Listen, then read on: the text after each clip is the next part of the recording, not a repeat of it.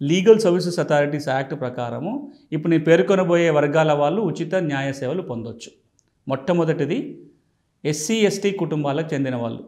వాళ్ళ ఆర్థిక హోదాతోటి సంబంధం లేకుండా షెడ్యూల్డ్ కులాలు, షెడ్యూల్డ్ తెగలకు చెందిన వాళ్ళు ఎవరైతే ఉంటారో వారు ఉచిత న్యాయ సేవలు పొందడానికి అర్హులు. ఇది మొదటి కేటగిరీ. రెండవ కేటగిరీ మహిళలు. వీరు కూడా కులాన్ని ఆర్థిక స్తోమత సంబంధం లేకుండా వాళ్ళు ఏ కులానికి చెందిన వాళ్ళైనా వాళ్ళ ఆర్థిక స్తోమత ఏ విధంగా ఉన్నా సరే మహిళలు ఎవరైనా సరే ఉచిత న్యాయ సేవలు పొందొచ్చు. మూడవది మైనర్స్. 18 ఏండ్ల కంటే లోపు ఉన్న వాళ్ళు ఎవరైనా ఉచిత న్యాయ సేవలు పొందొచ్చు. ఇక నాలుగో వర్గం ఏంటంటే ఆర్థికంగా వెనుకబడిన వాళ్ళు. ఏ కులానికి చెందినా సరే ఆర్థికంగా వెనుకబడిన వాళ్ళు ఉచిత న్యాయ సేవలు పొందొచ్చు.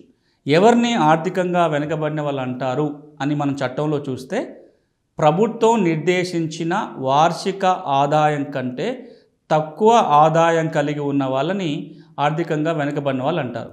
తెలంగాణ రాష్ట్రం విషయానికి వచ్చినట్లయితే ఈ లిమిట్ని ₹1,00,000గా నిర్ణయించడం జరిగింది. అంటే ఎవరి సంవత్సర ఆదాయం అయితే ₹1,00,000 కంటే లోబడి ఉంటుందో వారందరూ కూడా ఉచిత న్యాయ సేవలు పొందడానికి అర్హులు.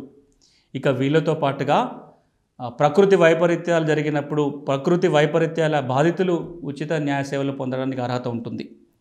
విక్టిమ్స్ ఆఫ్ ఉమెన్ ట్రాఫికింగ్ వాళ్ళు కూడా ఉచిత న్యాయ సేవలు పొందడానికి అవకాశం ఉంటుంది.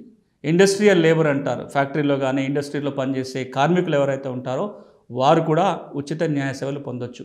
వీళ్ళందరూ కూడా లీగల్ సర్వీసెస్ అథారిటీస్ యాక్ట్ ప్రకారము ఉచిత న్యాయ సేవలు పొందడానికి అర్హత కలిగి ఉన్నారు.